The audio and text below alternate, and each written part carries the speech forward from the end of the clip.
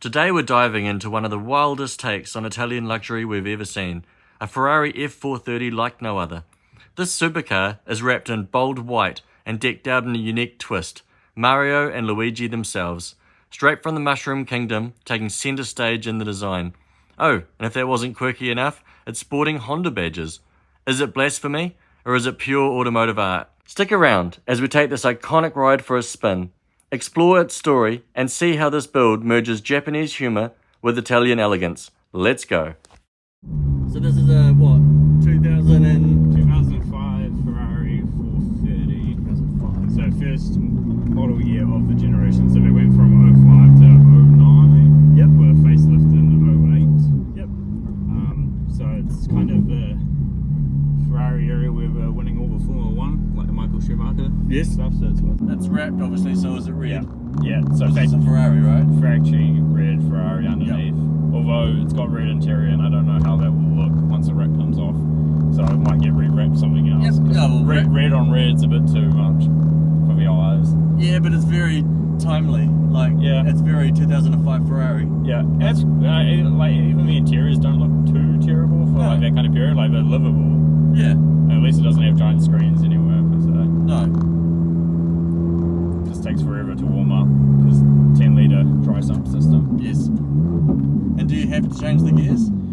So if you don't and you hesitate, it will automatically change for you. And it's just a lot more kind of, it's like the SM, because it's the same as like SMG and BMW, it's a lot more just slouchy. Oh, is it like those push button Maserati ones? I think we just so it's like, it is, flappy paddle in a sense, so there's a automatic clutch doing it, but the computers of that era are still quite slow, so you'll get that lurching. Yep. So essentially, it's like how you drive the SMGs, it's like throttle on, and then upshift, and then take your foot off the throttle, kind of like as if you were driving a manual. Okay. Same as if you hold it to red line, if you hold it to 8300, it will automatically upshift to make sure you don't over-rev it. Yep. But it kind of messes with you because just that lurchiness makes it quite unpleasant. Yep. So you're better off manually shifting it. Yep. Whereas I was actually quite surprised about how fun this is and actually how usable this is. Yep. This is like, in comparison, just a giant Type R Integra just with more power. Yep. Like that's what it feels like to some degree. Which is incredible because it's not manual, it's not front wheel drive, it's not even front engine. That's quite the comparison. Yeah, and there's something special about the whole, engine sitting behind you thing. Like, it's hard to replicate. Yep. Yeah, so the previous generation to this, the 360s, kind of got the nickname of like doing 360s all the time. They used to be the same. They used to spin out on the owners. Yep. But they changed quite a bit with this car, even though it's like the same kind of chassis. They just changed all the suspension and stuff to improve the handling quite a bit. Yep. So these were the last manual bodied Ferrari cars you can get, because after this into the 458s, it's DCT only. Okay, so you could order these new with a manual, and I think maybe like 7 or 8% of them were manual. Yep. But very hard to find one these days, and a manual will command about 35-40% more in price than an automatic. And that's fair, they're very rare. Yep. So a lot of people were starting to swap these into manual, because like the SMGs, it's the same gearbox as a manual, it's just missing the shifter. Yes. Of course it is, because it's a controlled manual effectively. Yeah. So the plan for this is to manual swap it. Yep. Yeah. I can imagine these cars back in like 2005. It must have been insane. Like, this is the same time a 350Z came out, right? Yep. Like, yeah, that's really good to put it into my world. That's really well done actually. Like 350Z, version 8, WX STIs, Evo 7s, Evo 8s. And maybe insulting to it or not, but the interior looks like that era. Like, It just like this. Look, it looks normal. Yeah. It doesn't look outlandish or... Yeah. I mean, I think the carbon's the saving grace to it. The carbon makes it look a lot higher end than it probably is. Like if this was all plastic, and if that wasn't the leather, it would look horrendous. Yeah, it would look pretty horrendous. It would look Honda. Yeah. Then it would have had the VTX. Yeah. And still VTX. So this is the first Ferrari to offer what we call the Manatino switch. So it's got an electronic diff in the back. Yes. So it essentially changes how much traction there is depending on the wind conditions. But in race mode, it will double downshift in the corners just so you don't get spooked out when you're driving. Yep. Like if you come in and brake into a corner with double downshift, Oh, wow. it's quite traumatic. Quite unnerving. Yeah, like if you're not expecting it. Yeah. Well, new cars, and in fact, it's funny, if you want a fast car, you just buy a Tesla, right? But if you want something, it depends what you want it to be fast. To me, a fast car is forgotten highway. And it's about the enjoyment of it, right? Like I've had everything. It depends what you want out of it. Like if you want the ultimate driving experience, no aids, Lotus 7 or something. No, no ABS, no power steering. It's just you and the pedals. Yep, right? the Fraser is one of my favourite cars, and it is on my life goal cars. Yeah, so I've had two of those. I've had one with a 1600 Escort engine. Yep. And well, the old Kent engines. Yep. And I've had one with a 13B rotary. Oh wow. And the 13B rotary was amazing because like it would have been perfect. But it's like the perfect combination because you don't get the downsides of like the rotary, which is terrible fuel consumption because it's in a heavier car or anything. It's in something that weighs half of an RX-7, right? Yep. And it's just instant power and it revs out and it just suits those cars. And it was non-turbo 13B, wasn't it? Yeah, just non-turbo, so Perfect. reliable. You know. No, I didn't have a single issue with it. Yep. And it's just so much fun to drive, you know, when you actually want to go down and drive. Yep. The Japanese guys go, right, let's make this nice to drive and then build a car. And I think the Italians go, fuck pedals. Yeah. So it's only just warmed up now. Okay, really? It takes ages. So, forward them in the backrest as well. It'll roll back and stuff because it's just like a manual. You basically just have to drive it like a manual. Okay. And right touch. Well, do you pedal off? Yeah, so throttle, pedal off. Yeah, so throttle, pedal off, upshift, back on. You have to wait for the change. It takes a little bit, but you'll pick it up. Downshift, throttle off, downshift? Yeah, kind of work. That's right. I just drive it exactly like a manual. Oh yeah. If you drive it like a manual, it drives like a manual. Yeah, drive it like a manual. That's the best way for it. Holy shit! Just that's cool. Yeah. I see what you're saying. It doesn't feel like. It doesn't feel heavy. It doesn't feel like I'm driving something crazy. Yeah. It's a sweet spot, like. It doesn't struggle for just wanting to go though. Yeah, and the power's so linear as well. Yeah. It's done 38,000 k's. Yeah. Which is probably. It's quite high. I was gonna say that's high for one of these, isn't it? Because it's probably about average. High would probably be in the 70s. Low would be like below 20,000. Yep.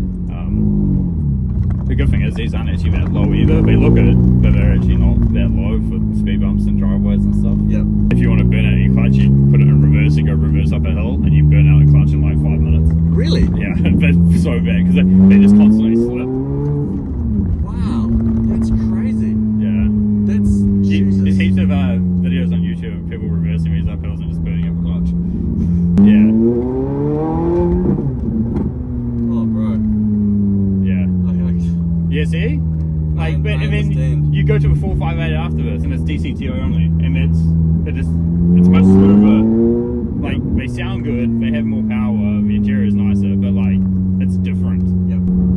Usability, they are, and they made quite a few of them. They made roughly like 15,000 of these, which in this scale Ferrari is like a lot. Yep, that is a lot.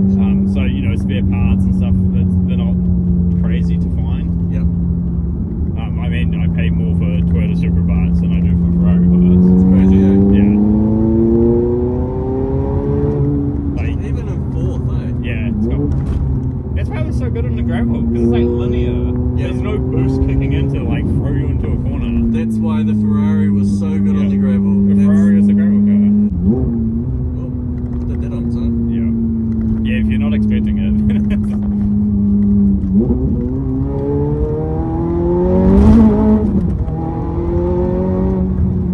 Yeah, I see what you mean. It's like the back went then and it didn't.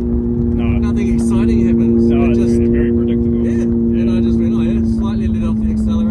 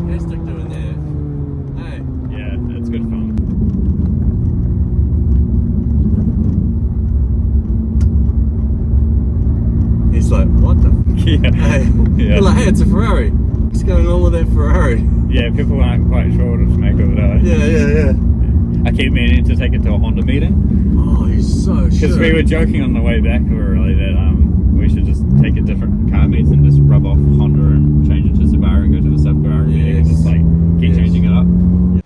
Why a Ferrari? Why this Ferrari? So it's a 430, right? Yep, 2005 F430. Yes.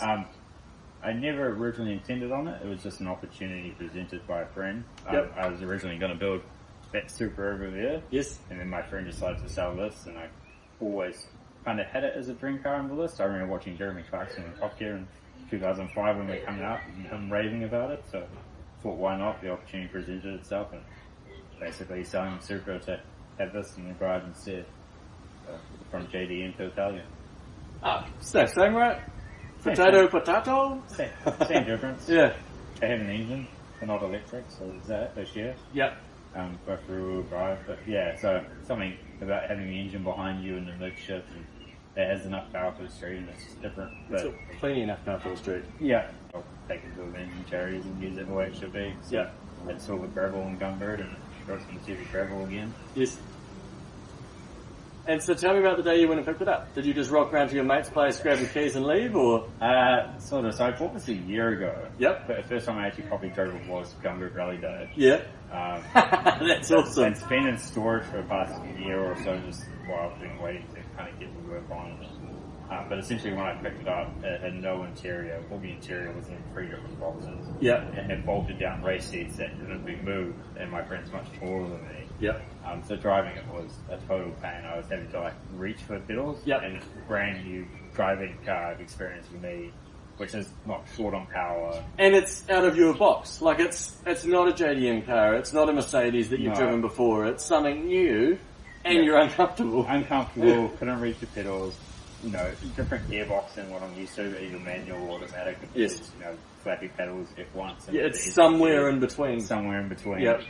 So it was an awful, and it was peak hour traffic driving it in Green Lane. So basically got it home and kept it in storage ever since, just while we waited to get around to it. So before Gumboot, spent a few weekends ripping all the interior out of it, putting all the actual interior back into it. So it came with the factory seats. Came with the factory seats, came with factory everything, but it was all just in one big box with all the bolts randomly scattered. So it was a bit of put piece A, piece B, and piece C to realise piece D goes behind piece A, pull it all back out, start again. Yeah, So I've played those games many times. it was a whole day of just taking it out and putting it out, and Andrew so helped with doing that. It's clever, eh? He is. So I think it was fun for him to work on something that's not kept so preciously either. Yes. I don't think he thought it was going to go on the gravel and Gumboot really either. But Did you think it was before Gumboot? I knew it was if we were going to make it to Gumboot. Okay, that was always your intention? Yeah, the intention was to use it as much as we could. Yep. It was just whether we could get it done in road legal in time, because there's quite a bit to do to it. And hence the story with the Honda Fit being registered as the car. Yeah, so that's the joke. So on Gumboot Rally, we ask everyone what vehicle they're bringing. These guys were entered under Andrew So, and Andrew's done many Gumboots, and he entered them as in a Honda Fit. I didn't think anything of it. Andrew brings all sorts of weird and wonderfuls, but then just before the event, some rumours started coming out that the Honda Fit was a Ferrari. Thus, I'll show you a photo on the back. There's the Honda and stuff. So it was good fun all weekend, and that was sort of a bit of a running joke that we've gone with. And then we were discussing in the car, it needs to go to a Honda meet, right? It needs to go to a Honda meet. It says Honda. Yep. So eventually this wrap will come off and it'll go back to its factory red, and then we'll work out what to do next with it. Yep. But definitely manual swap it will be on the cars. So that's the next trick, is manual swapping it? Yep, manual swap it when it needs a clutch. So if money wasn't an object, what would you have instead of this? To use like this? I'd probably just have the special editions of this. Yep. I can't think of anything more I would want. Yep. I enjoyed the heck out of the upshifts. Yeah. Just the gear. As weird as it sounds, it felt kind of like riding a motorbike. Like it was just grab, you know, no clutch at all, but it wasn't an auto at the same time, and it's an unusual thing for my brain. Yeah. And changing gears for me, I wasn't that much of a fan of, but that's just part of it. Yeah. I mean, it's rudimentary and it's, you know, old tech, but it still kind of functions and quite bad. Unless it turns off with the lights randomly. Yeah. And Yeah, it wouldn't be a Ferrari if it didn't break down or anything like that. It's the first time I pushed a Ferrari. Yeah, it didn't break down 1,200 kilometres for Gumboot Rally. That Yep. breaks down in Auckland City at a roundabout, so That's I think it's an Auckland thing more so than... it's just telling me do more rallies and less Auckland driving. Yeah, it's just getting frustrated sitting, right? Cool, though. Well, thanks for letting me drive it. I enjoyed the snot out of that. I've never driven a Ferrari. Now I've driven one, and I don't know if this is insulting, but like the mystique is gone now, and I feel like they're a car, and they're a really cool car. Don't get me wrong. Everything it did was really fun, but it wasn't scary. And in my brain, I don't know why, I had this fear of Ferraris that driving them was difficult. Yeah. And this one, maybe it's different, but this one, it wasn't difficult. It drove very, very normally, and it did everything you should. I think the previous...